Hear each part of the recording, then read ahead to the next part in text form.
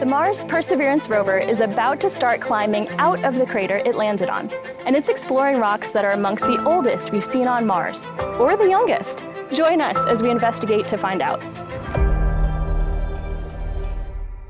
We're here in the Mars Yard at NASA's Jet Propulsion Laboratory. This is where we test robotic prototypes as we explore Mars.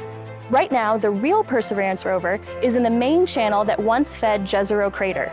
Picture rushing water carrying big boulders and sediment as it filled the crater. But getting there was a slog.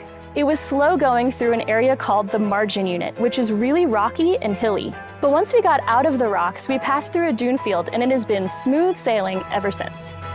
Now that we're in the channel, we're seeing things we've never seen before, like this interesting boulder pile. Can you tell which rock is not like the others? We want to know, what is this rock and where did it come from? Many of the boulders we see at the Martian surface represent ancient lava flows that have broken up and eroded over time.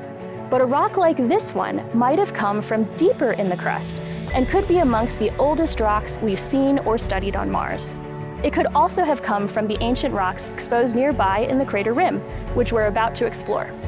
Before we get to the rim though, we're making a stop at a site called Bright Angel. The rocks there could contain sediments deposited by one of the last bursts of water into the crater, and could be amongst the youngest rocks we've looked at yet. Perseverance is equipped with cameras, geochemistry instruments, and an underground radar. We're going to use observations from these instruments to determine how and when these rocks formed, and depending on what we find, we may decide to sample these rocks. Whether Bright Angel is older or younger than what we've seen before in the crater, these rocks could be an important bookend to our Jezero sample collection. With Jezero in the rearview mirror, I'm most looking forward to this next phase of exploration on the crater rim.